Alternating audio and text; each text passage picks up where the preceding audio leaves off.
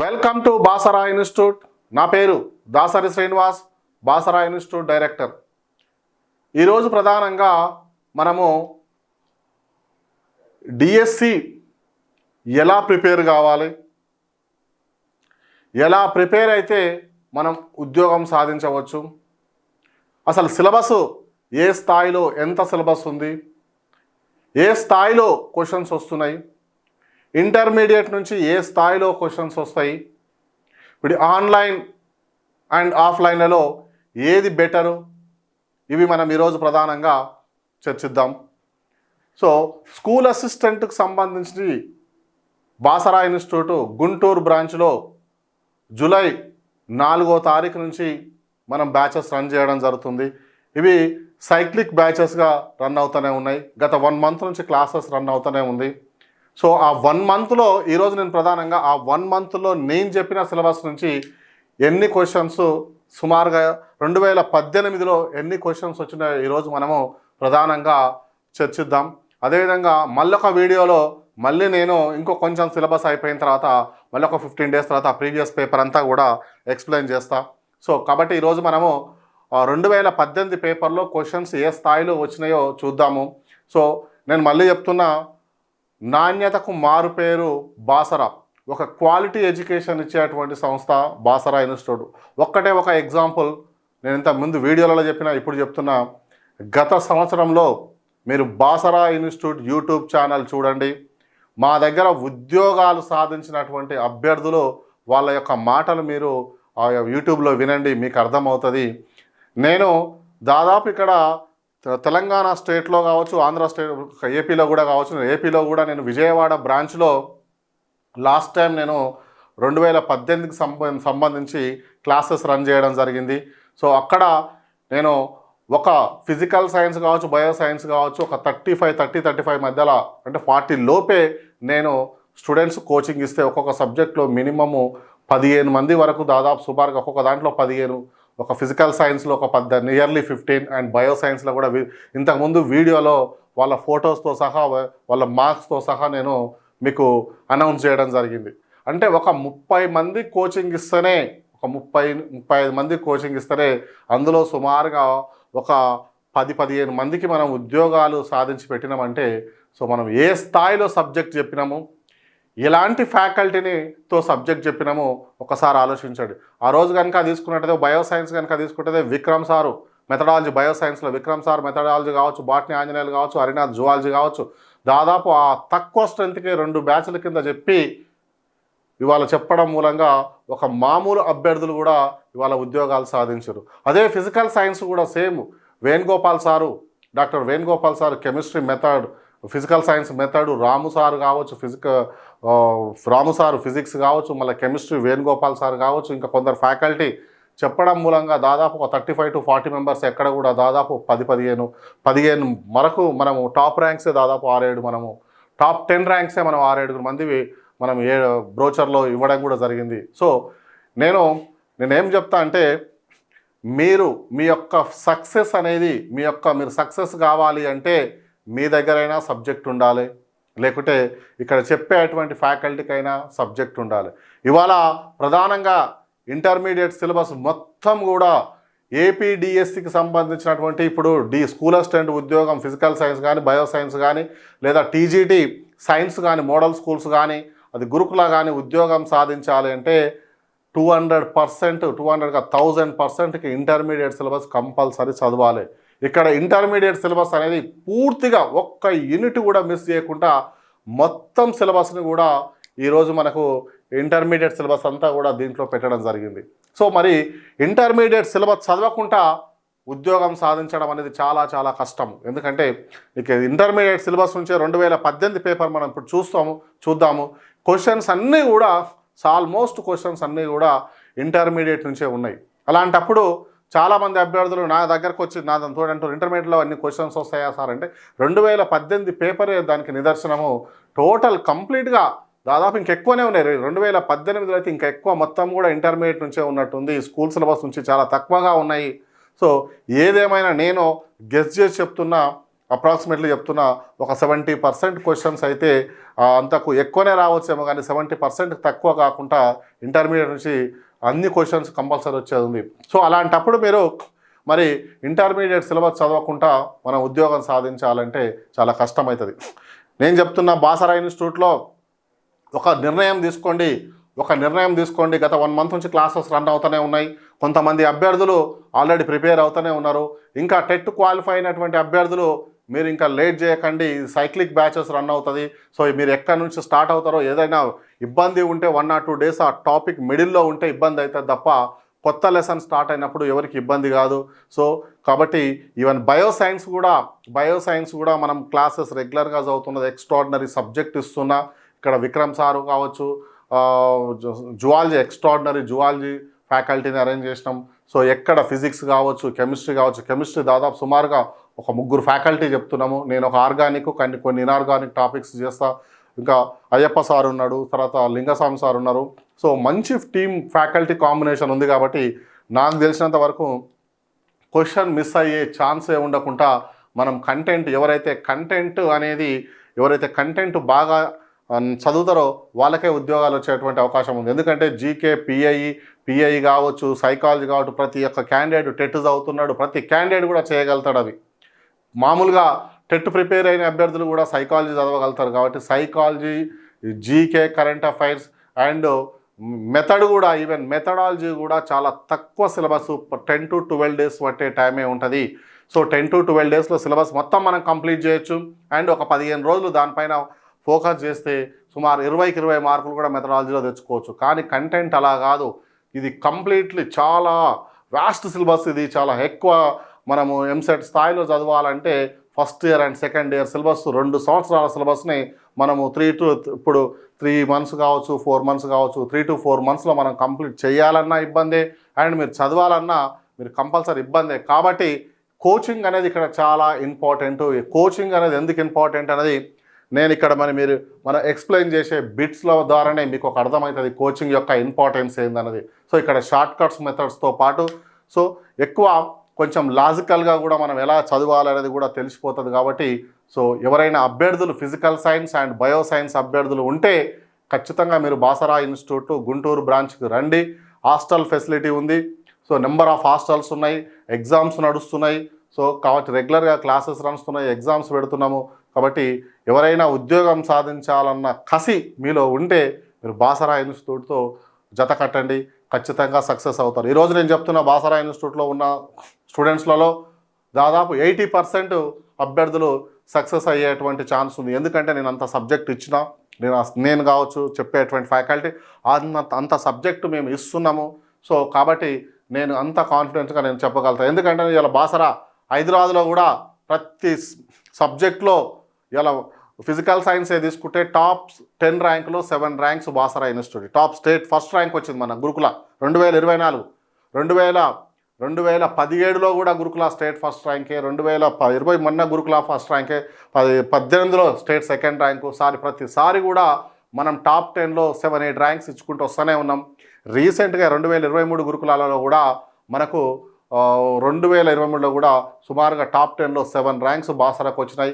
And 70 to 80% పోస్టులు, 70 నుంచి 80% పోస్టులు ఇవాళ బాసరా ఇన్స్టిట్యూట్కే వస్తున్నాయి. అంటే నేను ఇక్కడ ఎలాంటి క్వాలిటీ ఇస్తే అంత రిజల్ట్ వచ్చిందో మీరు ఆలోచించండి. సో అదేవిధంగా ఇవాళ మనము గుంటూరు బ్రాంచ్లో కూడా అంతే క్వాలిటీ ఇస్తున్నాము. కాబట్టి ఆ భరోసాతోటే నేను మీకు 70 to 80% కంపల్సరీ రావాల్సిందే.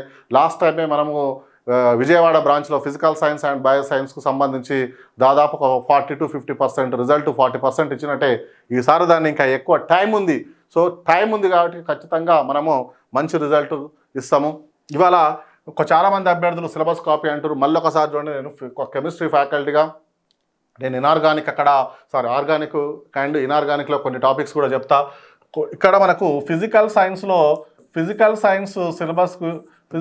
సిలబస్ విషయానికి వస్తే ఈ ఆర్గానిక్ అంటే 2018 పేపర్లు బేస్ చేసుకొని చూస్తే మనకు దాదాపు ప్రతిదీ కూడా 33% క్వశ్చన్స్ ఏదైనా 33 to 34% నియర్లీ ఏదైనా ఒక దాంట్లో అటు ఇటు ఉండొచ్చు. కానీ సుమారుగా అన్నిట్లలో ఆర్గానిక్, ఇనార్గానిక్ అండ్ ఫిజికల్కు సమానమైనటువంటి మార్క్సే ఇచ్చిండు.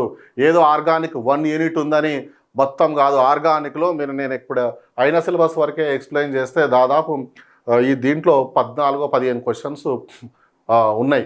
అంటే సుమారుగా మనకు సో ఈ ఎన్ని క్వశ్చన్స్ ఉన్నాయి అంటే మనకు వాడు దాదాపు 33% ఫిజికల్ సైన్స్లో, 33%, కెమిస్ట్రీలో మనకు ఉన్నటువంటి వెయిటేజ్లో ఈ మొత్తం కలిపి 3 భాగాలుగా బేస్ చేసుకొని క్వశ్చన్ పేపర్ ఇస్తుండు. సో ఏ యొక్క యూనిట్ ఆర్గానిక్ వదిలిపెట్టేస్తే ఉద్యోగం అనేది కాదు. ఆర్గానిక్ చదవాలి, ఇన్ఆర్గానిక్ చదవాలి, అండ్ ఫిజికల్ కెమిస్ట్రీ కూడా చదవాలి. టోటల్ ఇంటర్ సిలబస్, ఇంటర్మీడియట్లో ఉన్నటువంటి సిలబస్ అది ఎంసెట్ స్థాయిలో, సో అండ్ నీట్ స్థాయిలో మనకు నీట్ కూడా సేమ్ ఎన్సీఆర్టీ బుక్స్, సో దాన్ని ఫాలో అయితే నీట్ సరిపోతుంది. కాబట్టి ఆ విధంగా అకాడమీ బుక్స్లో ఉన్న కంటే మనం ఇవాళ అకాడమీ బుక్ దాటి కూడా కొంచెం డెప్త్గానే చెప్తున్నాము. మీకు క్లాస్ రూమ్ బాసరా ఇన్స్టిట్యూట్లో ఎవరైనా ఉంటే అడిగి తెలుసుకోండి క్లాస్ రూమ్ నోట్స్ ఎంత డెప్త్ చెప్తున్నాం. ఎందుకంటే క్వశ్చన్ పేపర్ ఎంత డెప్త్ వచ్చినా కూడా మిస్ కాకూడదు బాసరా ఇన్స్టిట్యూట్ నుంచి. అండ్ ఒకవేళ ఈజీ వస్తే కూడా మన స్టూడెంట్స్ ఆ స్థాయిలో డెప్త్గా ఉన్న వాళ్ళు క్వశ్చన్ పేపర్ ఈజీగా వచ్చినా కూడా చేయగలుగుతారు. కాబట్టి అలాంటి క్వాలిటీ ఎడ్యుకేషన్ ఇస్తున్నా. సో కాబట్టి మనము ఈరోజు ప్రధానంగా 2018లో ఎలాంటి క్వశ్చన్స్ వచ్చినాయో ఒకసారి చూద్దాము. ఇక్కడ the elements with atomic number 60 belongs to అన్నాడు. పరమాణు సంఖ్య 60 ఉన్న మూలకం దేనికి చెందుతుంది అని అంటుండు. పరమాణు సంఖ్య ఖచ్చితంగా మీరు క్లాసిఫికేషన్ ఆఫ్ ఎలిమెంట్స్ చూడాలంటే పీరియాడిక్ టేబుల్ మీరు కనుక ఖచ్చితంగా వచ్చి ఉండాలి. పీరియాడిక్ టేబుల్ రాకుండా మనం ఏమీ చేయలేము. కాబట్టి సో ఇక్కడ పీరియాడిక్ టేబుల్ ఖచ్చితంగా వచ్చి ఉండాలి. ఇక్కడ పరమాణు సంఖ్య 60 ఉన్న మూలకం దేనికి చెందుతుందంటే మనం పీరియాడిక్ టేబుల్ అంటే ఇది ఒక నెంబర్ ఇచ్చి మనం ఇది ఎక్కడుందో తెలుసుకోవాలంటే మనకు ఖచ్చితంగా అన్ని అటామిక్ నెంబర్స్ గుర్తుపెట్టుకోవాలంటే కూడా కష్టం. కాబట్టి ఆవర్తన పీరియాడిసిటీ అనేది ఎక్కడ చేంజ్ అవుతుందంటే 2, 8, 8 ఒక మూలకం యొక్క ఫస్ట్ పరమాణు సంఖ్య తెలిస్తే మనము ఏం చేయొచ్చు, దాన్ని మనము మొదటి మూలకం యొక్క పరమాణు సంఖ్య తెలిసింది. ఫర్ ఎగ్జాంపుల్ మొదటి మూలకం hydrogen, lithium, sodium, potassium, rubidium, caesium and francium. ఇప్పుడు నీకు ఇవన్నీ గుర్తుపెట్టుకోవాలి. అటామిక్ నెంబర్ అంటే కష్టమే. కాబట్టి నువ్వు ఇక్కడ దీని అటామిక్ నెంబర్ హైడ్రోజన్ 1 కాబట్టి దీనికి 2 యాడ్ చేస్తే నీకు 2 యాడ్ చేస్తే దీని అటామిక్ నెంబర్ 3 వస్తుంది. సో దీనికి 8 యాడ్ చేయి 11 వస్తుంది. దీనికి మళ్ళీ 8 యాడ్ చేయి 19 వస్తుంది. దీనికి 18 యాడ్ చేయి, దీనికి 18 యాడ్ చేయి, దీనికి 32 యాడ్ చేయి. అంటే ఆవర్తన ధర్మం అనేది 2, 8, 8, 18, 18, 32 మధ్యలో ఉంటుంది. కాబట్టి నీకు ఫస్ట్ మూలకం యొక్క పరమాణు సంఖ్య తెలిస్తే మిగిలిన అన్ని మూలకాలు కూడా చెప్పొచ్చు. ఇక్కడ క్వశ్చన్ ఏమడిగిందంటే 60 అటామిక్ నెంబర్ 60 ఉంది. అటామిక్ నెంబర్ 60 ఉంటే అది ఏ గ్రూపు అండ్ ఏ పీరియడ్కి సంబంధించిందని క్వశ్చన్ అడిగిండు. ఇక్కడ అటామిక్ నెంబర్ 60 ఉన్నప్పుడు జనరల్గా ఇది ఎక్కడ దేనికి సంబంధించినటువంటిది అంటే మనకు 4F series elements 4F series ఎక్కడి నుంచి స్టార్ట్ అవుతుందంటే 4F series cerium 58 to lutetium 71 వరకు గల 14 మూలకాలను, సీరియం 58 టు లుటీషియం 71 వరకు గల 14 మూలకాలు లాంథనైడ్స్ అని 4F సిరీస్ అని అండ్ మొదటి అంతర్పరివర్తన మూలకాలు అని అంటాము. సో ఇక్కడ సీరియం తర్వాత ప్రెస్మోడియం అండ్ 59 అండ్ నియోడైమియం అనే ఇది 60 పరమాణు సంఖ్య నియోడైమియం ఉంటుంది. సో ఈ 60 అనేది దేనికి సంబంధించింది అంటే మనకు చూడండి దేనికి సంబంధించిందో ఒకసారి ఎక్కడుందో ఇది. సో ఇక్కడ మనము చూసినట్లయితే ఇక్కడ పరమాణు సంఖ్య 60 ఉన్న మూలకం దేనికి సంబంధించింది అని చూస్తే కనుక నియోడైమియము ఏ గ్రూపు, అది లాంథనైడ్స్ అంటే పీరియాడిక్ టేబుల్ని 18 గ్రూపులు అండ్ 7 పీరియడ్స్గా డివైడ్ చేశారు. సో ఇక్కడ అన్ని లాంథనైడ్స్ కావచ్చు, యాక్టినైడ్స్ కావచ్చు. ఇక్కడ మొత్తం ఆవర్తన పట్టికలో ఇంకో క్వశ్చన్ కూడా రావచ్చు. ఇలా మొత్తం ఆవర్తన పట్టికలో అత్యధిక మూలకాలు కలిగినటువంటి గ్రూప్ ఏది అని క్వశ్చన్ రావచ్చు. ఈ 18 గ్రూపులలో ఏ గ్రూప్ యందు అధిక మూలకాలు ఉంటాయి అంటే మనకు థర్డ్ గ్రూప్లో థర్డ్ ఏ కాదంటే థర్డ్ మళ్ళీ థర్డ్ ఏ ఉంటుంది, థర్డ్ బి ఉంటుంది. కానీ థర్డ్ బిలో ఇది ఇక్కడ థర్డ్ అని ఇచ్చిండు. థర్డ్ బిలో ఉండేటువంటి మూలకాలు మొత్తము 32 మూలకాలు ఉంటాయి. లాంథనైడ్స్ కావచ్చు, యాక్టినైడ్స్ కావచ్చు అండ్ 4 డి బ్లాక్ ఎలిమెంట్స్ కూడా, అంటే 14 + 14 28 ప్లస్ ఇక్కడ ఉన్నటువంటి థర్డ్ గ్రూప్లో ఉన్నటువంటి స్కాండియం కావచ్చు, ఇట్రియం కావచ్చు అండ్ లాంథనం కావచ్చు, ఆఫియం కావచ్చు, లాంథనం కావచ్చు, యాక్టినియం కావచ్చు, ఈ 4 మూలకాలు ప్లస్ 14 లాంథనైడ్స్ అండ్ 14 యాక్టినైడ్స్ మొత్తం కూడా ఈ దేనికి సంబంధించినటువంటి third group and 6th period. Lanthanides అనేది 6th పీరియడ్, యాక్టినైడ్స్ అనేది 7th పీరియడ్ కొంత వస్తాయి. సో కాబట్టి third group and 6th period అనేది కరెక్టు. సో ఇక్కడ values of x and y in the equations are అంటాడు. ఇక్కడ C4H10 plus XO2 gives rise 8CO2 plus YH2O అని ఉంది. ఇక్కడ ఈ క్వశ్చన్లో ఇది ఆల్కైన్ ప్రాపర్టీస్లో కంబర్షన్ రియాక్షన్, దహనోష్ణము అనే రియాక్షన్లో ఇది వస్తుంది. ఇక్కడ ఏంటంటే ఆల్కైన్ CnH2n+2 CnH2n+2ని 3n + 1/2 O2తో తప్పితే NCO2 plus n + 1 H2O plus eat release అవుతుంది. ఇది ఈక్వేషన్. సో ఇవాళ CnH2n+2 3n + 1/2 O2 gives rise NCO2 plus n + 1 H2O. ఇక్కడ ఏం లేదు. సో ఇక్కడ ఫర్ ఎగ్జాంపుల్ C4H10 అని కనుక మనము కంబర్షన్ చేసినట్లయితే C4H10 కనుక తీసుకున్నట్లయితే ఇక్కడ n = number of carbon atoms.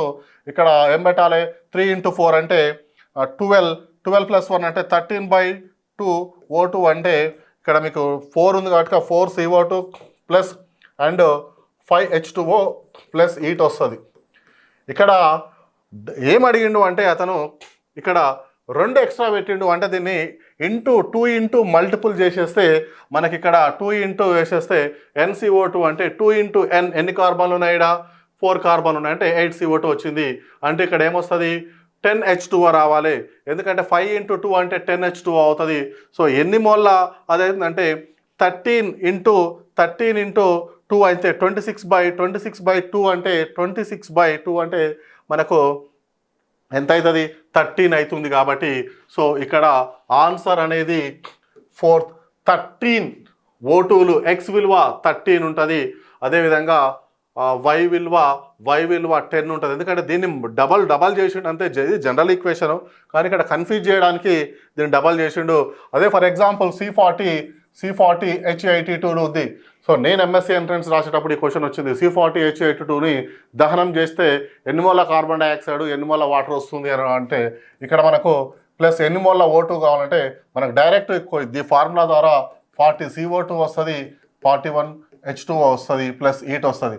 దీన్ని చేయడానికి ఎన్ని కావాలి అంటే నీకు 3n + 1/2 అంటే 3 × 40 120 + 1 121/2 O2 ఇక్కడ మనకు యూజ్ అవుతుంది. సో కాబట్టి ఈ క్వశ్చన్ చాలా డైరెక్ట్ క్వశ్చను. సో ఇది బాసరా ఇన్స్టిట్యూట్లో ఏ స్టూడెంట్ కూడా చేయగలుగుతాడు, ఏ స్టూడెంట్ అయినా చేయగలుగుతాడు. కానీ ఇక్కడ జస్ట్ కన్ఫ్యూజన్ ఏంటంటే మరి ఒక డైరెక్ట్ క్వశ్చన్ రాస్తారు. ఇక్కడ 2 అనే మెన్షన్ చేసి ఈ జనరల్ ఈక్వేషన్ని కాస్త 2తోటి మల్టిపుల్ చేసిండు కాబట్టి సో దానిలో కన్ఫ్యూజ్ కావాల్సిన అవసరము ఏం లేదు. సో ఇంకా రెండోది, one of the following is not a functional group isomerism. Isomerism అంటే నేను చెప్పిన బాసరలో కోచింగ్ తీసుకున్న ప్రతి అభ్యర్థికి చెప్తానే ఉన్నా, కంపల్సరీ ఐసోమరిజం నుంచి కంపల్సరీ క్వశ్చన్ వస్తుంది. సంకరీకరణం నుంచి క్వశ్చన్ వస్తుంది. సంకరీకరణం ఇంతకుముందు దాంట్లో సంకరీకరణం నుంచి క్వశ్చన్ రావడం జరిగింది. అండ్ అదేవిధంగా నామిక్లేచర్ నుంచి కూడా క్వశ్చన్ ఉంటుంది. అండ్ అదేవిధంగా ఐసోమరిజం నుంచి కూడా క్వశ్చన్ ఉంటుంది. ఐసోమరిజం అంటే same molecular formula shows the different properties are called isomers. ఒకే ఫార్ములా ఉంటుంది, ఒకే అనుభవిక ఫార్ములా ఉంటుంది, కానీ డిఫరెంట్ ప్రాపర్టీస్ ఉంటాయి. సో వాటిని ఏమంటామంటే మనము ఐసోమర్స్ అంటాము. ఈ విధానాన్ని మనము ఏమంటాము? ఐసోమరిజం అని అంటాం. ఫర్ ఎగ్జాంపుల్ C2H6O తీసుకుంటే దీన్ని 2 విధాలుగా రాయొచ్చు. CH3CH2OHగా రాయొచ్చు అండ్ CH3OCH3 తీసుకోవచ్చు. So C2H6O molecular formula same formula. C2H6O అని ఒకటి CH3CH2OH ఆల్కహాల్గా రాయొచ్చు అని ఒకటి ఈథర్ రాయొచ్చు. ఫర్ ఎగ్జాంపుల్ ఒక చేతిలో ఆల్కహాల్, ఒక చేతిలో ఈథర్ కనుక తీసుకున్నట్లయితే ఆల్కహాల్ అలానే ఉంటుంది, ఈథర్ ఎవాపరేట్ అయిపోతుంది. అంటే సేమ్ డిఫరెంట్ ప్రాపర్టీస్ మనకి ఇక్కడ కనిపిస్తున్నాయి. Same formula shows the different properties are called isomers. This phenomenon concept is known as isomerism. Classification of isomerism chain isomerism అని, స్ట్రక్చరల్ ఐసోమరిజం అని, స్టీరియో ఐసోమరిజం అని. స్ట్రక్చర్ మళ్ళా again classified into chain isomerism, position isomerism, functional group isomerism. ఇక్కడ మనకు functional group అడిగిండు. జనరల్గా chain isomerism కూడా అడుగుతాడు. Chain isomerism, position isomerism, functional group isomerism, metamerism, tautomerism and ring chain isomerism అని ఉంటాయి. ఈ క్లాసిఫికేషన్ స్ట్రక్చర్లో వస్తాయి. స్ట్రక్చర్లో due to difference in structure same formula but స్ట్రక్చర్లో డిఫరెంట్ ఉంటుంది. అండ్ స్టీరియో ఐసోమరిజం అంటే same molecular formula but due to the difference in spatial arrangement of atoms or groups is called stereo isomerism అంటాం. So ఇక్కడ మనకు question ఏంటంటే one of the following is not a functional group isomerism అన్నాడు. ఇక్కడ alcohols and ఈథర్స్ functional group isomers అవుతాయి. Aldehydes and ketones కూడా functional group అవుతుంది. Carboxylic acids and esters కూడా ఫంక్షనల్ గ్రూప్ ఐసోమర్స్ అవుతుంది. కానీ alcohols and aldehydes functional group isomerism కాదు. కాబట్టి ఆన్సర్ అనేది ఇక్కడ which one of the following is not అన్నాడు. కాబట్టి ఇది ఫంక్షనల్ గ్రూపు కాదు. కాబట్టి మనము ఇది చెప్పవచ్చు. ఇవాళ బాసరా ఇన్స్టిట్యూట్లో కోచింగ్ తీసుకుంటున్నటువంటి అభ్యర్థి సో ఏదైనా ఇదే కాదు, ఇవాళ ఎంత పెద్ద క్వశ్చన్ ఇచ్చినా కూడా చేయగలుగుతాడు. ఇవాళ కన్ఫర్మేషనల్ ఐసోమరిజం మన స్టీరియో కనుక తీసుకుంటే మళ్ళీ జామెట్రికల్ కావచ్చు, ఆప్టికల్ కావచ్చు, కన్ఫర్మేషనల్ ఐసోమరిజం కావచ్చు. ఇవాళ బాసరా ఇన్స్టిట్యూట్ స్టూడెంట్స్ CH3 యొక్క కన్ఫర్మేషనల్ ఐసోమరిజం, ఈథేన్ యొక్క కన్ఫర్మేషనల్ ఐసోమరిజం, బ్యూటేన్ యొక్క కన్ఫర్మేషనల్ ఐసోమరిజం, గ్లైకాల్ యొక్క కన్ఫర్మేషనల్ ఐసోమరిజం రాయగలుగుతాడు. అండ్ ఈ question CH2OH and CH2Cl and ఇది లాస్ట్ ఇయర్ తెలంగాణ గురుకులాలలో కూడా 2018లో దీని యొక్క 4 స్ట్రక్చర్స్ పాసిబుల్ అవుతాయి. 4ట్లో దేని యొక్క స్టెబిలిటీ ఎక్కువ క్వశ్చన్ రావడం జరిగింది. అదేవిధంగా ఫర్ ఎగ్జాంపుల్ C7H16 యొక్క ఎన్ని చైన్ ఐసోమర్స్ పాసిబుల్ అవుతాయి అంటే C4కి ఎన్ని అవుతాయి, C4H10కి ఎన్ని అవుతాయి, C5H12కి ఎన్ని అవుతాయి, C6H14కి ఎన్ని అవుతాయి, C17H16కి ఎన్ని అవుతాయి, C8H18కి ఎన్ని అవుతాయి, C9 ఎన్ని అవుతాయి, C10కి ఎన్ని అవుతాయి అనేది బాసరా ఇన్స్టిట్యూట్లో కోచింగ్ తీసుకున్న ప్రతి అభ్యర్థి నోట్స్ ఉంది. కాబట్టి క్వశ్చన్స్ ఏ విధంగా వస్తాయి సుదీర్ఘంగా మనం చాలా సంవత్సరాలు MSc ఎంట్రన్స్ చెప్పినాం, కాంపిటేటివ్ వింగ్లో ఉన్నాం. కాబట్టి సో అలాంటి మనం క్వశ్చన్ ఎక్స్పెక్ట్ చేయగలుగుతాను. ఇవాళ బాసరా స్టూడెంట్స్కి ఇప్పుడు క్వశ్చన్ ఇది వస్తుంది అని నేను ప్రతిది ఇంపార్టెంట్ అని నేను చెప్తూనే ఉంటా. కాబట్టి అక్కడ ఎక్కడైతే ఇంపార్టెంట్ అని బిట్ ఉంటుందో, అప్లికేషన్ ఉంటుందో అక్కడ నుంచి క్వశ్చన్ రావడం జరుగుతుంది. ఈ కన్ఫర్మేషన్ రావచ్చు, ఇలా RS కాన్ఫిగరేషన్ రావచ్చు, సిస్ కామా ట్రాన్స్ చేస్తారు, DL నామిక్లేచర్ కావచ్చు, RS నామిక్లేచర్ కావచ్చు, అండ్ ఆప్టికల్ యాక్టివా, ఆప్టికల్ ఇన్యాక్టివా, ఏది ఆప్టికల్ యాక్టివ్ ఏది ఆప్టికల్ ఇన్యాక్టివ్. సో ఇలాంటి ఏ క్వశ్చన్ కూడా కేవలం ఇక్కడ చిన్న క్వశ్చన్ రావని కానీ అంతకు రెట్టింపు ఇవాళ క్వశ్చన్స్ వచ్చినా కూడా బాసరా స్టూడెంట్స్ ప్రతి అభ్యర్థి కూడా చేయగలుగుతాడు. సో చాలా డెప్త్గా మనం కూడా క్వశ్చన్ పేపర్స్ కూడా ఈవెన్ కార్పొరేట్లో నారాయణ కావచ్చు, చైతన్య కావచ్చు, వివిధ కార్పొరేట్లో ఉన్నటువంటి బ్యాక్ సైడ్ ఉన్నటువంటి ఆ బిట్సే మనము చేయిస్తాం కాబట్టి పేపర్ అవే ఇస్తాం కాబట్టి అంత ఆ విధంగా ప్రాక్టీస్ చేస్తే అందుకే నేను 80% స్టూడెంట్స్ ఇవాళ బాసరా ఇన్స్టిట్యూట్లో ఉద్యోగం సాధిస్తారు అని ఎందుకు చెప్తున్నానంటే అంత డెప్త్గా సబ్జెక్ట్ చెప్తున్నాము. మీరు డెప్త్గా సబ్జెక్ట్ ఎక్కువైందని ఇంకా ఇబ్బంది వస్తుంది. మాకు చాలా డెప్త్గా చెప్తుండే, మాకు అంత కాదు సబ్జెక్ట్ నేను వెళ్ళే వే కరెక్టు. కానీ అందులో ఎలక్ట్రాన్ కాన్ఫిగరేషనే రాని అభ్యర్థులు కూడా ఉంటారు. కాబట్టి సో వాళ్ళ కోసము కాదు, వాళ్ళు ఎలాగైనా కష్టపడితే అలాంటి అభ్యర్థులు కూడా ఇవాళ సక్సెస్ అవుతారు. ఇదే బాసరా ఇన్స్టిట్యూట్లో ఇవాళ 90 days batch, 90 days Purushottam Reddy అనే వాళ్ళ ఒక అభ్యర్థి 90 days ప్రోగ్రామ్ని ఒక బ్యాచ్ వేస్తే ఆ 90 daysలోనే వచ్చి ఇవాళ గురుకులాలో స్టేట్ 7th ర్యాంకు కొట్టిండు బాసరా ఇన్స్టిట్యూట్లో. అంటే ఫిజికల్ సైన్స్ చెప్తున్నా. ఎందుకు అంటే టైం లేదనో టైం తక్కువ ఉందనో కాదు, ఇక్కడ GS చదవాలి, చాలా జనరల్ స్టడీస్ చదవాలి. సో ఇక్కడ మీకు GK, PIE అండ్ సైకాలజీ, ఎలాగో సైకాలజీ టెట్కి చదువుతూనే ఉన్నారు, GK and current affairs and PIE. So and content అనేది ఇక్కడ నేర్చుకుంటే ఎవరైతే కంటెంట్ నేర్చుకుంటారో, కంటెంట్ చదవాలంటే ఏదో స్కూల్ సిలబస్ చదివితే ఉద్యోగాలు రాదు. ఇంటర్మీడియట్ అంతా కూడా ఇంటర్మీడియట్ సిలబస్, వచ్చిన ప్రతి క్వశ్చన్ కూడా ఇంటర్మీడియట్దే. కాబట్టి సో ఆ విధంగా మీరు చదవాలి. ఆ విధంగా చదివినట్టయితేనే మీరు సక్సెస్ కాగలుగుతారు. సో మళ్ళీ చెప్తున్నా, ఇక్కడ ఇది నేను పేపర్ కూడా చూడలే, నేను ఈ సిలబస్ అయిపోయే వరకు నాకు పేపర్ కూడా తెలియదు. కానీ నేను ఐసోమరిజం నుంచి క్వశ్చన్ వస్తుంది, నామిక్లేచర్ నుంచి కంపల్సరీ క్వశ్చన్ వస్తుంది, అంటే ఇంకా ఎక్కడెక్కడ ఏరియా నుంచి ఒక క్వశ్చన్ వస్తుందో మనము చెప్తున్నాము. సో అదేవిధంగా కంపల్సరీ నామిక్లేచర్ నుంచి ఖచ్చితంగా క్వశ్చన్ వస్తుంది.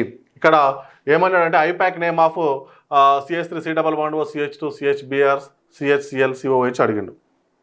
ఇక్కడ IUPACలో నేర్చుకుంటే ఒక క్వశ్చన్ మీ దగ్గర ఉన్నట్టే. సో ఇక్కడ IUPAC is equal to IUPAC is equal to ఇక్కడ మనకు రెండు ఫార్ములాస్ మనం రాయొచ్చు. ఒకటి root word plus primary suffix and ఇంకొకటి సెకండరీ సఫిక్స్ అనేది. ఒకటి సింపుల్ కాంపౌండ్స్కు సింపుల్ దానికి ఈ ఫార్ములా ఏం చేయాలి, ఇక్కడ IUPAC is equal to prefix plus root word plus primary suffix and plus secondary suffix అని ఒక ఫార్ములా ఉంటుంది. ఇక్కడ రూట్ వర్డ్ ఏం చెప్తుంది అంటే సింపుల్ కాంపౌండ్స్కు ఫర్ ఎగ్జాంపుల్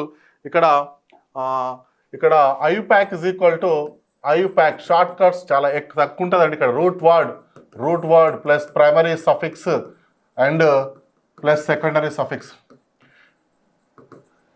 ఇది సింపుల్ కాంపౌండ్స్. ఫర్ ఎగ్జాంపుల్ ఇలా CH3 CH2 and C double bond OH ఏదో ఇలా సింపుల్ కాంపౌండ్స్ కావచ్చు.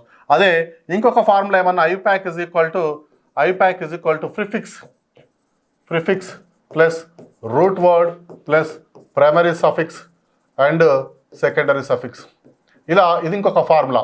ఇక్కడ ఫర్ ఎగ్జాంపుల్ CH3 అంటే నేను సింపుల్గా CH2 అండ్ CH3 ఇలా తీసుకుంటే ఇది లాంగ్ చైన్ అయితే ఇది ప్రిఫిక్స్గా CH3 ఇక్కడ ప్రిఫిక్స్గా పనిచేస్తుంది. అంటే ఇది సింపుల్ కాంపౌండ్స్కు ఈ ఫార్ములా యూజ్ చేయండి.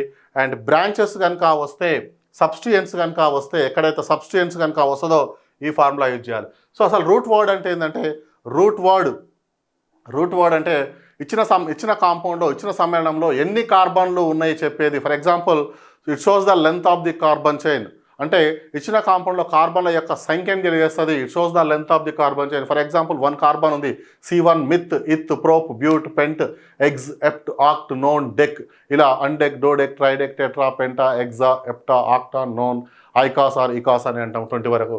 ఇక్కడ ప్రైమరీ సఫిక్స్ అంటే CC కార్బన్ మధ్య 2 కార్బన్ల మధ్య ఏ బంధం ఉంది, 2 కార్బన్ల మధ్య సింగిల్ బాండ్ ఉంటే ఏనని. సో 2 కార్బన్ మధ్యన సింగిల్ బాండ్ ఉంటే ఏనని, 2 కార్బన్ మధ్య డబల్ బాండ్ ఉంటే ఈనని, 2 కార్బన్ మధ్యన ట్రిపుల్ బాండ్ ఉంటే ఐన్ అంటే it shows the CC linkage carbon మధ్య ఉన్న బంధాన్ని తెలియజేస్తుంది. అండ్ సెకండరీ సఫిక్స్ ఏం చేస్తుంది అంటే ప్రమేయ సమూహాన్ని ఫంక్షనల్ గ్రూప్ని తెలియజేస్తుంది. సో ఇక్కడ మనకు ఏముంటే ఏమనాలి. ఫర్ ఎగ్జాంపుల్ కార్బాక్సిలిక్ యాసిడ్ ఉంది, COOH ఉంటే ఓయిక్ యాసిడ్ అని మనం చదవాలి. కార్బాక్సిలిక్ యాసిడ్ అని అక్కడ రాయకూడదు. సో ఆల్డిహైడ్ ఉంటే AL అని, OH ఉంటే OL అని, అదేవిధంగా కీటోన్ ఉంటే ఓన్ అని. సో ఇక్కడ ఎస్టర్ ఉంటే O8 అనాలి, ఏముంటే ఏమనాలి, C డబల్ బాండ్ OH ఉంటే ఏమనాలి, C డబల్ బాండ్ CL ఉంటే ఏమనాలి, CN ఉంటే ఏమనాలి, NH2 ఉంటే ఏమనాలి, SH ఉంటే ఏమనాలి. ఫలానా దానికి ఒక నేమ్ అనేది సెకండరీ సఫిక్స్ ఉంటుంది. ఇక్కడ ప్రమేయ సమూహాన్ని చూపిస్తుంది. సో ఇది టెక్స్ట్కి ఒకవేళ బ్రాంచ్ ఉంటే ప్రిఫిక్స్ ఉంది. ప్రిఫిక్స్ కనుక ఉన్నట్లయితే ఇక్కడ C డబల్ బాండ్ ఓని మనము C డబల్ బాండ్ ఓని ఒక సెకండరీ సఫిక్స్గా చూస్తే ఓన్ అంటాము. అదేవిధంగా ఇదే C డబల్ బాండ్ ఓని ప్రిఫిక్స్గా కనుక ఇక్కడనేమో సెకండరీ సఫిక్స్గా పనిచేస్తే ఓన్ అని పిలుస్తాము. ఇదే ప్రిఫిక్స్గా పనిచేస్తే ఆక్జో ఆర్ కీటో అంటాం. దీన్నే చూడండి ఇక్కడ దీన్నేమో సెకండరీ సఫిక్స్గా ప్రమేయ సమూహంగా పనిచేస్తేనేమో ONE అంటున్నాము. దీన్ని C డబల్ బాండ్ ఓ ప్రిఫిక్స్గా పనిచేస్తే ఒకవేళ ఇక్కడ ప్రిఫిక్స్గా పనిచేస్తే దాన్ని ఆక్జో అంటున్నాము. సో ఇవన్నీ కొన్ని రూల్స్ ఉంటాయి. సో రూల్స్ ఫర్ IUPAC కనుక తెలుసుకుంటే మనకు అది క్వశ్చన్ ఈజీగా చేయొచ్చు. అంటే దీన్ని ప్రిఫిక్స్ అంటే CH3 ఉంటే మిథైల్ అంటాం, C2H5 ఉంటే ఇథైల్ అంటాం. ఫర్ ఎగ్జాంపుల్ Cl ఉంటే క్లోరో అంటాం, Br ఉంటే బ్రోమో అంటాం, Cn ఉంటే సైనో అంటాం. అదేవిధంగా ఒకవేళ ఇక్కడ మనకు C డబల్ బాండ్ ఓ కనుక ఉంటే ఆక్జో లేదా కీటో అంటాము. సో అదే C ఆల్డిహైడ్ కనుక ఉంటే మనకు ఏమని పిలుస్తామంటే ఫార్మైల్ అనే ఆల్డో ఆర్ ఫార్మైల్ అని పిలుస్తాం. ఇక్కడ ఏమంటున్నామంటే IUPAC ఆఫ్ దీన్ని ఏం చెప్పమంటున్నాం. మనకు ఇక్కడ 1 2 3 4 5 6 ఎన్ని కార్బన్ ఉన్నాయంటే 6 కార్బన్స్ ఉన్నాయి కాబట్టి ఎగ్జాంట్ అంటాం. ఇక్కడ సో కొన్ని రూల్స్ ఉంటాయి. దీని ప్రకారంగా దీనికి ఫస్ట్ ప్రియారిటీ, దీనికి సెకండ్ ప్రియారిటీ, దీని third, fourth, fifth, sixth. So ఒక రూల్లో ఒకటి కంటే ఎక్కువ ప్రమేయ సమూహాలు ఉన్నట్లయితే, ఇచ్చిన సమ్మేళనంలో ఒకటి కంటే ఎక్కువ ప్రమేయ సమూహాలు ఉన్నట్లయితే మొదట మనం ప్రియారిటీ ఇచ్చేది సెకండరీ సఫిక్స్గా పనిచేస్తే ఇది సి డబల్ బాండ్ ఓ ప్రమేయ సంబంధం ప్రిఫిక్స్గా పనిచేస్తుంది. సో ఇది రెగ్యులర్గా క్లాస్ ఉంటే వచ్చేస్తుంది, దీని చిన్న పెద్ద ప్రాబ్లం కాదు. సో ఇంతకంటే చాలా డెప్త్ ప్రాబ్లమ్స్. ఫర్ ఎగ్జాంపుల్ వాళ్ళ బాసరా ఇన్స్టిట్యూట్ అభ్యర్థులు నీకు సిఓఓహెచ్ అండ్ ఇక్కడ సిహెచ్ఓ అండ్ ఇక్కడ సిఎన్ కనుక ఇలాంటి కాంపౌండ్ ఇచ్చినా, ఇలాంటి ఇది ఇచ్చినా కూడా వాళ్ళు చేయగలుగుతారు చాలామంది అభ్యర్థులు. సో కాబట్టి సో ఇంతకు 2 రెట్ల depth. For example CHO CH2 CHO and CHO, అదేవిధంగా CH2 CHO ఇలాంటి క్వశ్చన్స్ ఇచ్చినా కూడా బాసరా అభ్యర్థులు చేయగలుగుతారు. సో కాబట్టి సో ఇది ఏం పేరు ఉంటుందంటే ఇక్కడ సి డబల్ బాండ్ ఓ ఉంది, సి డబల్ బాండ్ ఓ ఉంటే ఆక్సో అనాలి, ఇది ఎగ్జనోయిక్ యాసిడ్. కానీ ఇక్కడ దీనిపైన ఏదో ఒక ప్రిఫిక్స్ ఉంది, ఇది ఒక ప్రిఫిక్స్ ఉంది. ఇంతకుముందు మనము CH3 తీసుకున్నాం, ప్రిఫిక్స్ అంటే ఇది వాడాలి. ప్రిఫిక్స్లు ఏమేమున్నాయి ఇక్కడ CL BR ప్రిఫిక్సెస్. ఇక్కడ CL ఉంది, BR ఉంది. పొడవైన శృంఖలం పైన ఫస్ట్ పొడవైన శృంఖలం తీసుకోవాలి. పొడవైన శృంఖలం పైన ప్రతిక్షేపణ అంటే తక్కువ సంఖ్య నెంబరింగ్ రావాలి. ఒకటి కంటే ఎక్కువ సబ్స్టిట్యూయెంట్స్ కనుక ఉన్నట్టయితే ఆల్ఫాబెటికల్ ఆర్డర్ ఫాలో కావాలి. ఇక్కడ మెయిన్ ఆల్ఫాబెటికల్ ఆర్డర్ ఫాలో కావాలని ఉండాలి. అంటే ఇక్కడ BR ఉంది, CL ఉంది. సో BR CLలో ఏది ముందు రాయాలి అనేది ఇక్కడ ఆల్ఫాబెటికల్ ఆర్డర్లో BR ముందు వస్తుంది కాబట్టి 1 2 3 3 బ్రోమో, ఎక్కడైతే 3 బ్రోమో ఉందో 3 బ్రోమో 2 క్లోరో, ఇక్కడ 3 బ్రోమో 2 క్లోరో ఓకే 2 ఉన్నాయి. కానీ ఇక్కడ 5 ఆక్సో ఉంది. దీన్ని ఏమనాలి సి డబల్ బాండ్ ఓ కనుక ఇక్కడ 2 ప్రమేయ సమూహాలు ఉంటాయి, అది ప్రమేయ సమూహంగా పనిచేస్తుంది, ఇది ప్రిఫిక్స్గా పనిచేస్తుంది. కాబట్టి అందుకే ప్రిఫిక్స్ ఇదంతా ప్రిఫిక్సే, ఇది ప్రిఫిక్సే, ఇది ప్రిఫిక్సే, ఇది ప్రిఫిక్సే. అందుకే ప్రిఫిక్స్ అనేది ఎక్కడ ఎగ్స్ కంటే ముందు అంటే రూట్ వర్డ్ కంటే ముందు రాస్తున్నాము. 5 ఆక్సో ఎగ్జనోయిక్ యాసిడ్ అంటే మనకు రెండోది కరెక్ట్ అన్నట్టు ఆన్సరు. సో కాబట్టి అభ్యర్థులు సో ఈ స్థాయిలో మనకు ప్రిపేర్ కావాలి. ఇక్కడ direct the electron configuration of 4 elements ABCDR. So the tendency of to form ionic bond is largest in అయానిక బంధం ఏర్పరచాలంటే ఫర్ ఎగ్జాంపుల్ NaCl తీసుకోండి. NaClకు అయానిక బంధం ఏర్పడుతుంది. ఎందుకంటే Na ప్లస్ ఎలక్ట్రాన్ ఇస్తే Cl మైనస్ ఎలక్ట్రాన్ తీసుకుంటుంది. అంటే Na+కు ఒక ఎలక్ట్రాన్ ఇచ్చేటువంటి గుణం ఉంటే Cl మైనస్ తీసుకుంటుంది. ఇక్కడ NS2 1s2 2s2 2p5 అనేది ఇక్కడ ఏం చేస్తుందంటే ఎలక్ట్రాన్ని తీసుకొని మనకు ఎలక్ట్రాన్ తీసుకుంటుంది కాబట్టి సో బి ఆన్సర్ వస్తుంది. సో ఎలక్ట్రాన్ విన్యాసాలు ఇలా ఉన్నాయి. అంటే the electron configuration of 4 elements ABCR, the tendency form ionic bond is largest ion. ఏది అయానిక్ బాండ్ ఏర్పరుస్తుంది అంటే ఇక్కడ మనకు బి అనేది అయానిక బంధాన్ని ఏర్పరుస్తుంది. ఇది డైరెక్ట్ క్వశ్చన్. సో ఇంకా Fe+2 Fe+3 పరిమాణాల వరుస క్రమం. పరిమాణము అంటే ఇక్కడ మనకు ఏ తీసుకోండి, A+ తీసుకోండి, A- తీసుకోండి. ఏ అనేది ఎంత ఉండాలి. ఫర్ ఎగ్జాంపుల్ వీటికి ఎగ్జాంపుల్ Cl తీసుకోండి, Cl+ తీసుకోండి, Cl- తీసుకోండి. 17 ఎలక్ట్రాన్స్ ఉంటాయి. Cl- అంటే ఒక ఎలక్ట్రాన్ లాస్ అయింది కాబట్టి ఇక్కడ 16 ఉంటాయి. ఇక్కడ Cl- అంటే 18 ఎలక్ట్రాన్లు ఉంటాయి. ఇక్కడ 17 ఎలక్ట్రాన్లు, 16 ఎలక్ట్రాన్లు, 18 ఎలక్ట్రాన్లు. అంటే నీకు సైజ్ అనేది ఇక్కడ A+A- అంటే సైజ్ అనేది A- యొక్క సైజ్ ఎక్కువ, ఏకు అంటే ప్లస్ ఎలక్ట్రాన్ లాస్ అయితే అయాన్ ధనావేశ ఇది పాజిటివ్ ఛార్జ్ ఉంటే సైజ్ తగ్గుతుంది. అండ్ ఎలక్ట్రాన్ ఇస్తే సైజు ఎలక్ట్రాన్ యొక్క ఇస్తున్నట్టు సైజ్ పెరుగుతుంది. అంటే ఇక్కడ A+A-లో A- యొక్క సైజ్ ఎక్కువ. సో సైజు ఎక్కువగా ఉంది అంటే వ్యాసార్థం కూడా ఎక్కువనే ఉంటుంది అన్నట్టు అర్థము. సో ఇక్కడ మనం వ్యాసార్థం అంటే ఇక్కడ ఒక పరమాణు మధ్య బిందువు నుండి దాని చిట్ట చివరి కక్షకు మధ్య గల దూరాన్నే వ్యాసార్థం అంటాము. సో సైజు పెరిగినా కొద్దీ ఫర్ ఎగ్జాంపుల్ దీనికి ఇంత ఉంది. సో ఇంత సైజు పెరిగినా కొద్దీ వ్యాసార్థం పెరుగుతుంది.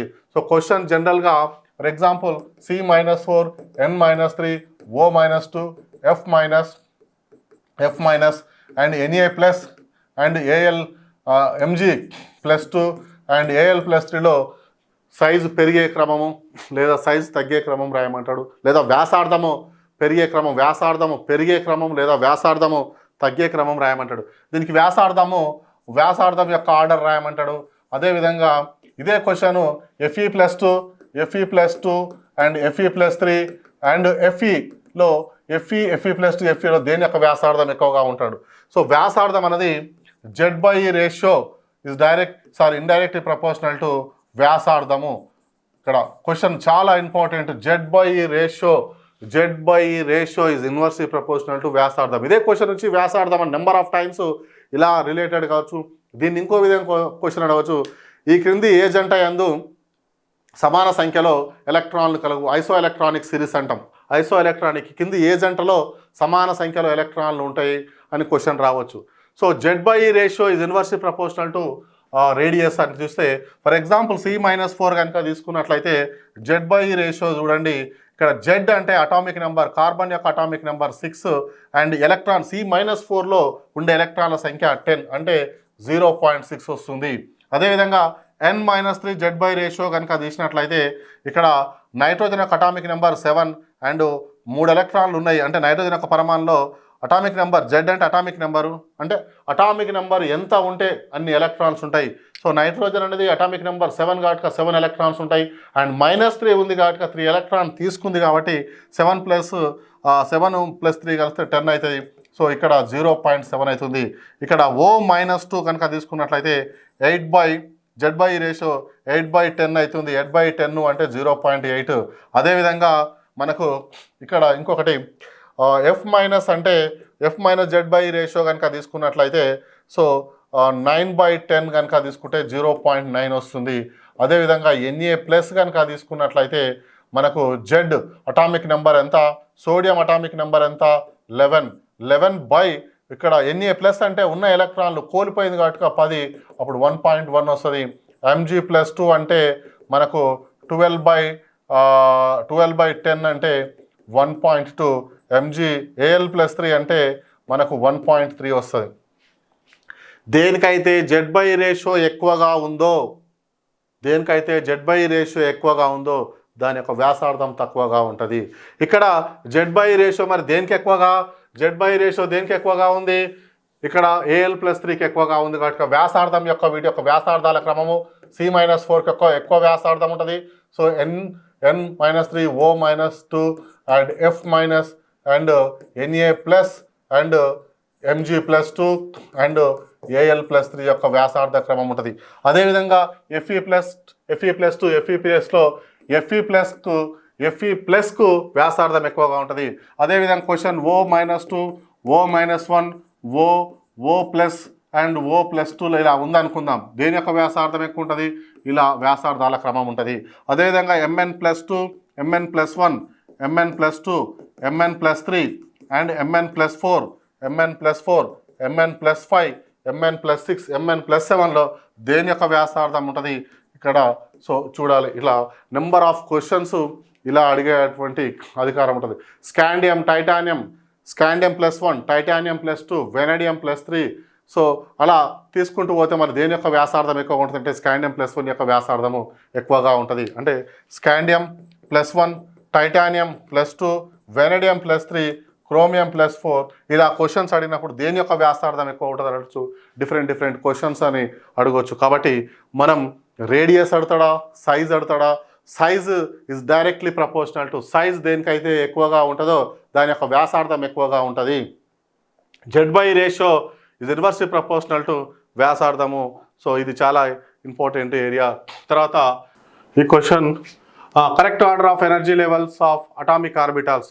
ఇక్కడ correct order of energy levels of orbitals కనుక చూసినట్లయితే సో ఇది సింపుల్గా మనము చేయొచ్చు. ఎట్లా అంటే ఇక్కడ 1s 2s 3s 4s 5s and 6s and 7s కనుక ఇలా తీసుకున్నట్లయితే దీంట్లో 2p 3p 4p 5p 6p కనుక తీసుకొని 7p తీసుకొని ఇక్కడ 3s 3p 3d and 4d and 5d 6d కనుక తీసుకొని మళ్ళీ దీన్ని 4f కనుక తీసుకుంటే సో ఇలా ఇలా ఇలా ఇలా ఉంటుంది. కాబట్టి మనకు 1s తర్వాత 2s 1s కంటే 2s ఎక్కువ, 2s తర్వాత 2p ఉంటుంది, తర్వాత 3s ఉంటుంది, 3s తర్వాత మళ్ళీ 3p ఉంటుంది, 3p తర్వాత ఏముంటుంది 4s ఉంటుంది, 4s తర్వాత 3d ఇలా. సో తీసుకున్నట్లయితే మనకు ఎక్కడ కరెక్ట్ వస్తుంది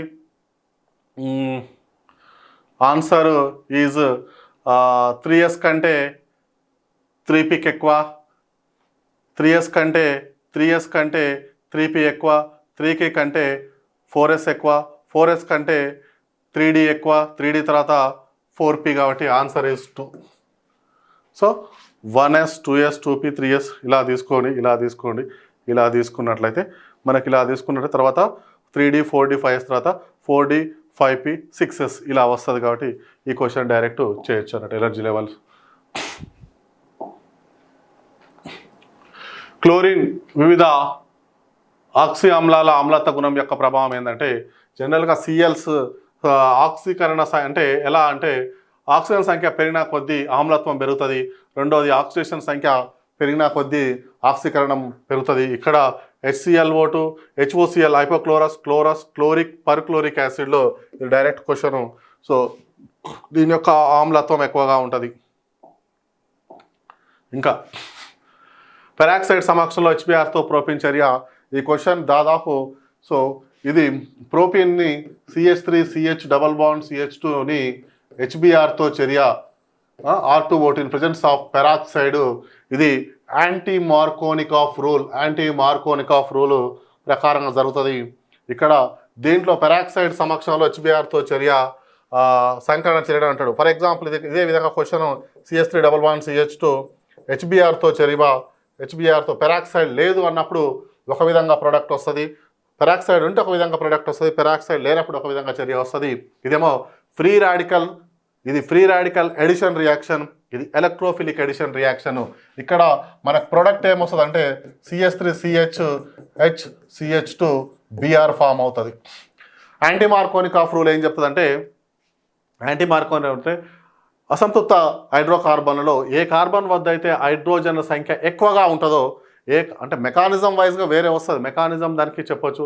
CH3CH డబల్ బాండ్ CH2 HBrతో చదివితే అసంతృప్త హైడ్రోకార్బన్లలో ఏ కార్బన్ వద్ద అయితే హైడ్రోజన్ల సంఖ్య ఎక్కువగా ఉంటుందో ఆ కార్బన్ వద్ద Br అటాక్ అవుతుంది. సో కాబట్టి ఇక్కడ CH డబల్ బాండ్ CH2లో ఈ కార్బన్ వద్ద 2 హైడ్రోజన్స్ ఉన్నాయి, ఈ కార్బన్ వద్ద 1 హైడ్రోజన్ ఉంది. కాబట్టి ఎక్కడైతే హైడ్రోజన్స్ ఎక్కువగా ఉంటుందో అక్కడ Br అటాక్ అవుతుంది. ఫర్ ఎగ్జాంపుల్ ఇదే విధంగా CH3C డబల్ బాండ్ CH3CH2 ఉంది, దీన్ని HBrతో తిరగట్టినట్లయితే దీన్ని HBrతో ఫర్ ఎగ్జాంపుల్ పెరాక్సైడ్ సమక్షంలో HBrతో తిరగట్టినట్లయితే ఇంకో ఎగ్జాంపుల్ ఎక్కడైతే ఈ 2 కార్బన్లలో ఈ కార్బన్ వద్ద 2 హైడ్రోజన్స్ ఉన్నాయి, ఈ కార్బన్ వద్ద హైడ్రోజన్ లేదు, కానీ ఇక్కడ ప్రోడక్ట్ రాసేటప్పుడు మనకు Br అనేది ఇక్కడ అటాక్ అయితే మనకు ప్రోడక్ట్ CH3 అండ్ Br ఇక్కడ అటాక్ అవుతుంది అండ్ H2 ఇక్కడ అటాక్ అవుతుంది, ఇక్కడ Br ఇక్కడ అటాక్ అవుతుంది. అదేవిధంగా ఇది మార్కోనిక్ ఆఫ్ రూల్ వైజ్ జరుగుతుంది. ఏ కార్బన్ వద్ద అయితే హైడ్రోజన్ సంఖ్య తక్కువగా ఉందో ఇక్కడ Br అటాక్ అవుతుంది, ఇక్కడ H అటాక్ అయ్యి అప్పుడు CH3 and CH Br and CH2 H వస్తుంది. ఇలా కాదు నెంబర్ ఆఫ్ ఎగ్జాంపుల్స్, ఇంకా ఇంతకంటే డెప్త్ ఇచ్చినా కూడా వాళ్ళ బాసరా ఇన్స్టిట్యూట్ అభ్యర్థులు. అదే ఇక్కడ CH double bond CH2 peroxide లేనప్పుడు ఇక్కడ R2O2 లేకుంటే సో ఇదే ఈక్వేషన్ మళ్ళీ HBr ఉండి పెరాక్సైడ్ లేకుంటే Br ఇక్కడ అటాక్ అయ్యేది. సో ఇది Markovnikov and anti Markovnikov rule కాబట్టి సో మీరు ప్రోడక్ట్ ఎక్కడ అల్ప ఉత్పన్నంగా 2-బ్రోమో ప్రొపైన్ ఎక్కడ అనేది దీన్ని బట్టి చేయొచ్చు అన్నట్టు క్వశ్చన్ అదే ఉంటుంది అందులో, రైట్. ఇంకా Markovnikov anti Markovnikov compulsory వస్తుందని చెప్పి డైరెక్ట్ క్వశ్చన్. క్లెమెన్సన్ క్షయకరణంలో కార్బోనైల్ సమూహం దీంతో క్షయకరణం చేస్తారు. క్లెమెన్సన్ రిడక్షన్ అంటే ZnHgHCl జింక్ అమాల్గమ్ HClని. So answer is zinc amalgam HCl అంటే కార్బోనైల్ కాంపౌండ్స్ నుంచి alkane carbonyl compounds in Clemmensen రిడక్షన్లో కార్బోనైల్ కాంపౌండ్స్ని క్లెమెన్సన్ రిడక్షన్ గురి చేసినట్లయితే ఆల్కేన్స్ ఫామ్ అవుతుంది. So Wolff Kishner reaction carbonyl compounds నుంచి ఆల్కేన్స్ తయారు చేయడంలో క్లెమెన్సన్ రిడక్షన్ యూజ్ అవుతుంది. ఈ Clemmensen రిడక్షన్లో zinc amalgam HCl use చేస్తాం. అదే ఉల్ఫ్ కిష్నర్ రియాక్షన్ అయితే N2H4OH- వాడేవాళ్ళము, అంటే hydrogen in presence of OH- వాడితే అది ఉల్ఫ్ కిష్నర్ అవుతుంది. క్లెమెన్సన్ రిడక్షన్ అంటే ZnHgHCl అయితే డైరెక్ట్ క్వశ్చన్ అది. ఇక్కడ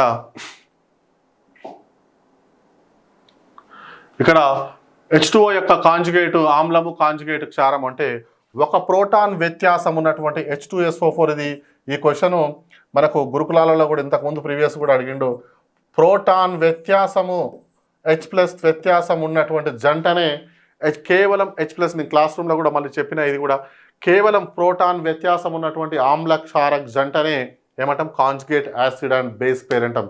ఇది కాంజుగేట్ యాసిడ్ అండ్ బేస్, రెండు కాంజుగేట్ యాసిడ్ బేస్ పేర్ అవుతుంది. అక్కడ H2O యొక్క కాంజుగేట్ ఆమ్లము, కాంజుగేట్ క్షారం యొక్క వరుసగా అంటే సో కావచ్చు కేవలం ప్రోటాన్ వ్యత్యాసం ఉన్నటువంటి ఏమున్నాయో చూసి అది క్వశ్చన్ చేయొచ్చు. సో కాబట్టి సో ఇలాంటి ఎన్నో క్వశ్చన్స్ మనకు ఇవాళ బాసరా ఇన్స్టిట్యూట్లో ఇప్పటివరకు అయినటువంటి క్వశ్చన్సే కనుక తీసుకుంటే నేను చెప్పిన సిలబస్ నుంచి సుమారుగా ఇన్ని క్వశ్చన్స్ రావడం జరిగింది. గత 1 మంత్ నుంచి నేనొక్కని చెప్పినటువంటి సిలబస్ నుంచే, దీంతోపాటు అయ్యప్ప సార్ చెప్పిండు. సో కాబట్టి అతని నోట్స్ నుంచి నా నోట్స్ నుంచి కలిపినా కూడా సుమారుగా ఒక 15 బిట్ల వరకు పైననే ఇప్పటి వరకు వాళ్ళకు చేయగలుగుతారు. ప్రతి బిట్ కూడా ఇంతకు రెట్టింపు డెప్త్ వచ్చినా కూడా చేయగలుగుతారు. సో ఎవరు ఏది ఉన్నా నేను డెప్త్గా నా నోట్స్ నుంచి మళ్ళీ చెప్తున్నా, నేను గురుకులాలలో కూడా చెప్పిన టీజీటీ పీజీటీ క్వశ్చన్ మిస్ అయ్యే ఛాన్స్ ఉండదని చెప్పిన, అంత డెప్త్ సబ్జెక్ట్ ఇస్తున్నా. రేపు అక్కడ కూడా నేను చెప్పిన నా నుంచి నోట్స్ నుంచి క్వశ్చన్ మిస్ అయ్యే ఛాన్సెస్ ఉండదు. 100గా 200% ఆ క్వశ్చన్ అనేది ఉంటుంది అని నేను చెప్తున్నా. సో రిలేటెడ్గా డైరెక్ట్ రాకున్నా ఇవాళ కంబషన్ రియాక్షన్ కొంచెం అదే ఎగ్జాంపుల్స్ వస్తాయన్నాడు, కానీ అదే సిలబస్ అంతా మనం కవర్ చేస్తున్నాం కాబట్టి క్వశ్చన్ మిస్ అయ్యే ఛాన్స్ ఉండదు.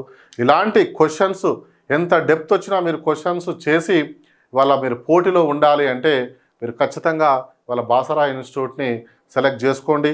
సో సెలెక్ట్ చేసుకున్నట్టయితే ఇవన్నీ క్వశ్చన్స్ కూడా మీరు చేయగలుగుతారు, చేసే స్థాయికి మిమ్మల్ని తీసుకెళ్తాం. కాబట్టి అంత సబ్జెక్ట్ ఇస్తున్నా కాబట్టి అంత కాన్ఫిడెంట్గా నేను 80% రిజల్ట్ ఇవ్వగలుగుతానని నేను కాన్ఫిడెన్స్గా చెప్పగలుగుతున్నాను. కాబట్టి ఈ అవకాశాన్ని యూజ్ చేసుకుంటారని ఆశిస్తూ థ్యాంక్ యూ అండి. మళ్ళీ ఒకసారి చెప్తున్నా, ఇంటర్మీడియట్ సిలబస్ చదవకుండా ఉద్యోగం సాధించలేరు.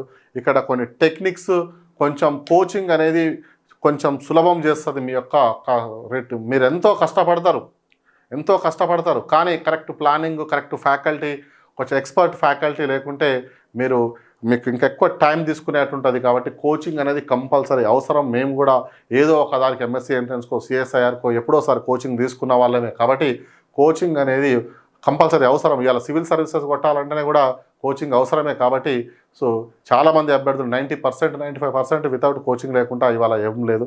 కోచింగ్ అనేది చాలా ముఖ్యం. షార్ట్ కట్స్ ఇక్కడ ఎక్స్క్లూజివ్ షార్ట్ కట్స్ ఈజీగా గుర్తుపెట్టుకునే విధానం చెప్తారు కాబట్టి సో మీకు యూజ్ అవుతుంది. కాబట్టి కంపల్సరీ ప్రిఫర్ చేయండి. అది బాసరా ఇన్స్టిట్యూట్లో. రెండోది ఇంకో ఆన్లైన్లో కూడా మనకు క్లాసెస్ ఇవాళ ఆన్లైన్ క్లాసెస్ కూడా ఉన్నాయి. ఈ ఆన్లైన్ సంబంధించినటువంటి ఫిజికల్ సైన్స్ అయితే మనకు 10,000 ఉంది. అదే బయోసైన్స్ ఆన్లైన్ క్లాసెస్ అయితే 8,000 ఉంది. ఒకవేళ మెథడ్ కావాలంటే ఇంకొక 5,000, ఆఫ్లైన్లో మెథడ్ వినాలంటే ఇంకొక 5,000 పే చేసుకోవాలి. ఎందుకంటే ఇక్కడ 10,000 ఆన్లైను, ఇక్కడ బయోసైన్స్ 8,000కు ఆన్లైన్కు మనము కోచింగ్ ఇస్తున్నాం. కాబట్టి ఈ అవకాశాన్ని యూజ్ చేసుకుంటారని ఆశిస్తూ థ్యాంక్ యూ బాసరా.